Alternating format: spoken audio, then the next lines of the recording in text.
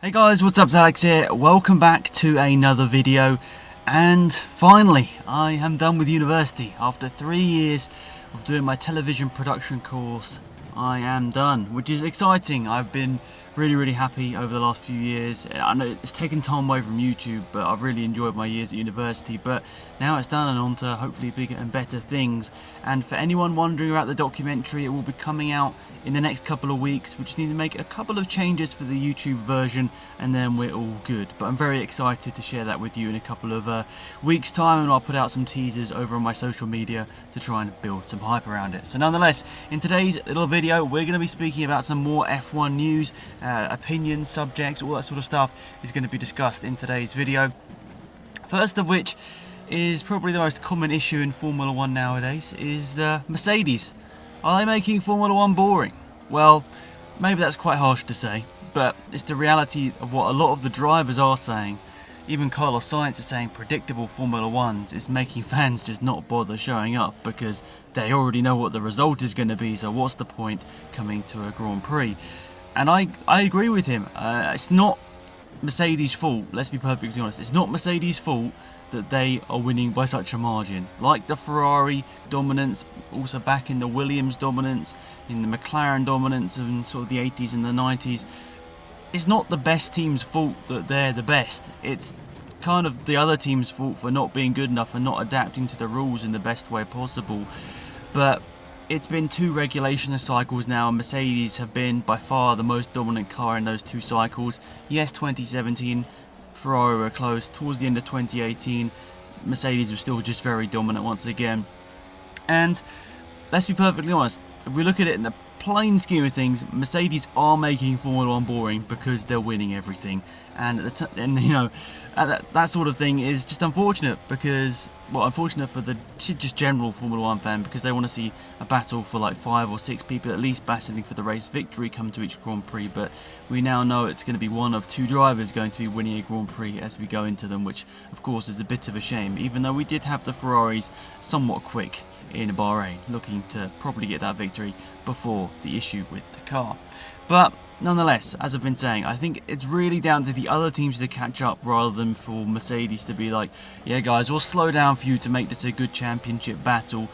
I mean, I guess we're all looking forward to the new rule change in 2021.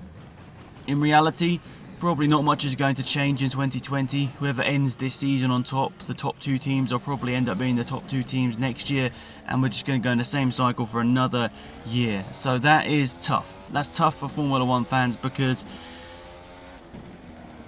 you look at Mercedes' dominance over the last couple of years and you can understand why some fans are turning away, because it's not even like Lewis Hamilton and his persona that's turning people away. I think it's just the fact that Mercedes have just been so good for so many years, and you know, even in the Schumacher years when he was winning, there were Williams winning from time to time, there were Ferraris, obviously Barrichello winning from time to time, but you know, they were getting pretty much winning every other week with Schumacher anyway. But nonetheless, in those Schumacher eras, I don't know whether it's just because you look back at it in rose-tinted glasses, but I feel that somewhat it was slightly different.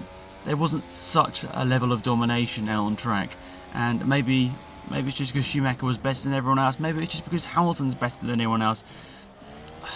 So it's hard to put a finger on it, but something does feel weird about this. I mean, Toto Wolff's win record is like 75% of the races he's entered as a team principal or team boss, he's won, and that is just absolutely insane. Absolutely insane. But let me know your thoughts on this one in the comment section down below. Do you think that it's Mercedes' fault that Formula 1 is most likely losing fans? I mean, the viewership figures in terms of TV stuff is going down. I mean, a lot of that's part to, I guess, you know, pay TV, pay to view, that's sort of killing it off a bit as well, which is not helping one bit. And then obviously Lewis Hamilton basically dominating Formula 1 for the last sort of 5 or 6 years. It's been tough on Formula 1 in terms of the grand scheme of things. Hamilton fans and Mercedes fans are absolutely loving it right now, I'm sure, but yeah, I don't know whether we do need something different to try and bring back some Formula 1 fans, because I can understand. I'm a dedicated Formula 1 fan. I'm never not going to enjoy Formula 1, but at the same time, I could definitely see why people who are not quite as committed to the sport are turning away and, you know, seeking, you know, other forms of motorsport to watch, or just not watching motorsport altogether. But Let me know your thoughts on that one in the comment section down below. Next one on my list is Zandvoort. It is coming back. So we sort of talked about this about 2 weeks ago. I uploaded a video saying that there were quite a few rumours going about that something was going to happen with Zandvoort coming back onto the calendar, and it's happened over the last couple of days. Exciting times, I think, for Dutch Formula 1 fans who are so committed to going and seeing Max Verstappen around the world, and it's great that they've got a Grand Prix, don't get me wrong. I guess what a lot of other fans from around the world are a bit disappointed about is that Zandvoort probably isn't going to be the best track for overtaking. I mean, if anything, it's probably going to be worse than Monaco for overtaking, because a lot of the corners around Zandvoort are high-speed, corners on a very tight and twisty track. And, well, I just can't see many overtakes happening there, if anything, less than Monaco. But at the same time, it has a very unique style to the track. As I mentioned in that video, I went there last year, and I loved watching it as a fan.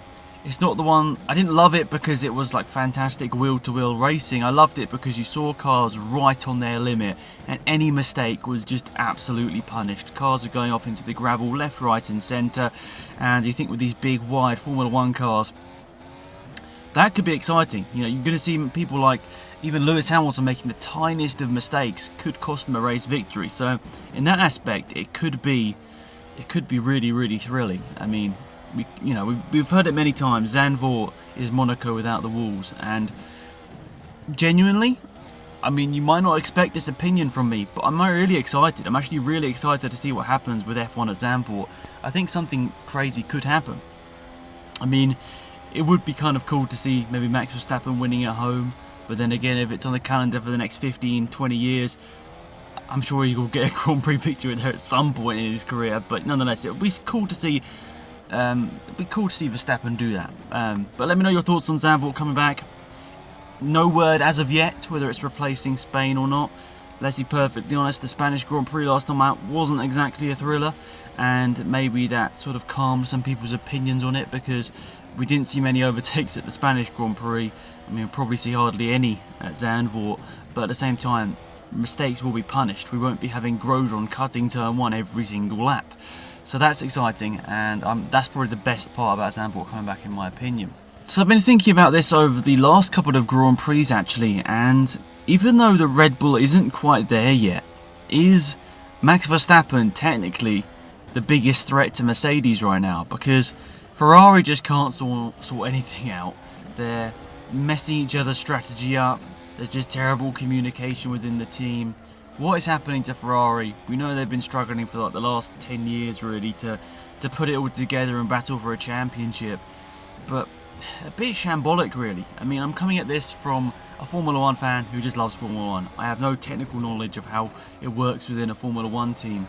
But the fact that they're messing up strategies of this high importance does baffle me as a fan of the sport, because, okay, I'm not saying that Sebastian Vettel would have won the Grand Prix if they'd sorted out their strategy at the Spanish Grand Prix, but if they'd allowed him to go for the sort of the best strategy possible, and they got the clerk out straight away, like they've been doing in the past, you feel like they would have not looked quite as far behind Mercedes as they did see in that race. So I don't know, it's just a disappointing turn of events for Ferrari. I really don't know what's going on within the team, but something's obviously not quite right, and something inside the team I think is part of the reason why we're struggling to see a Ferrari team going for a championship. I mean, it just doesn't all seem to be connecting together right now, and I think the fact that Leclerc is in the team is sort of pushing them on,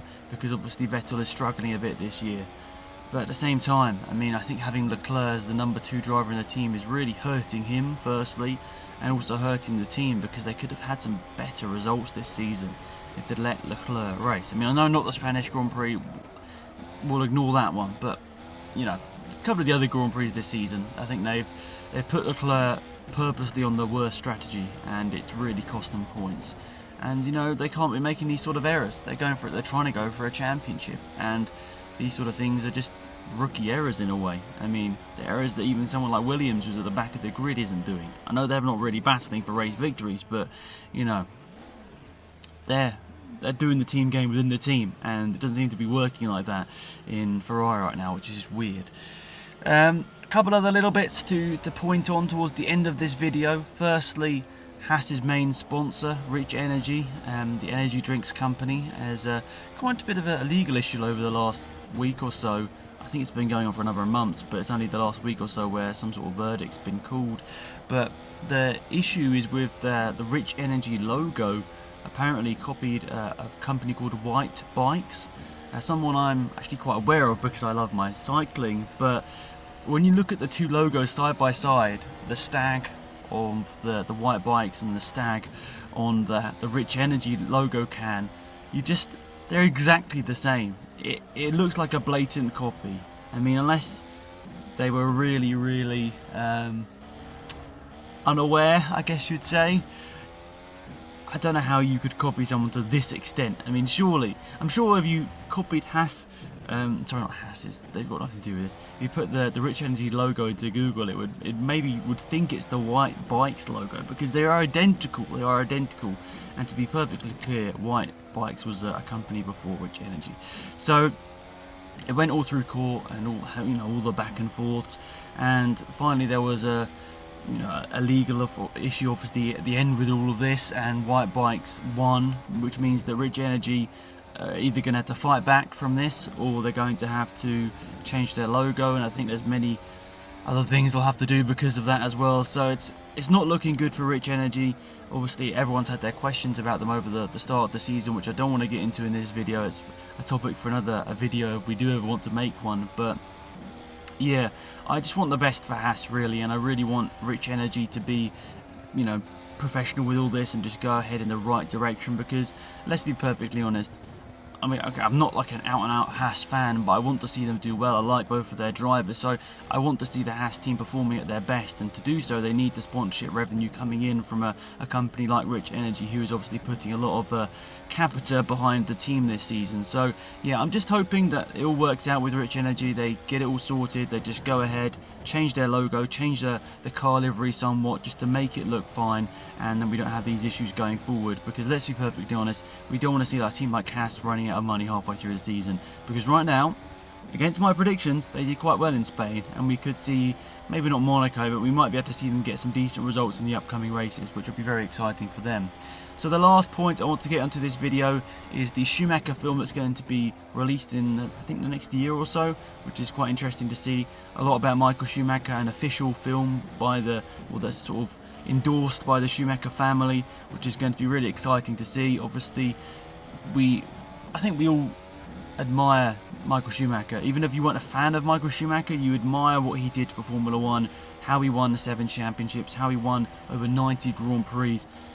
He's an incredible driver, and yeah, obviously the events over the last couple of years have been very tough for everyone really inside the Formula 1 community. We're all just wishing him the best, and hopefully this film will just sort of remind us of the great parts of his career. I think they're not going to really sort of point towards much of the stuff with his injury. They're going to focus on the stuff in the years prior when he was winning loads of races in Formula 1 and having a fantastic time. So yeah, I think that's going to be really exciting to see. Of course, we've had some great Formula 1 films and series over the last couple of years, so hopefully this will be another one to tick off there as another fantastic little series. So I'm really excited for that, and of course just thankful for the Schumacher family to sort of open up whilst they're still in a very tough time. So I think that's really nice of them, and of course we're all wishing the best news for Michael, but still respecting his privacy in, of course, a very tough time for his family.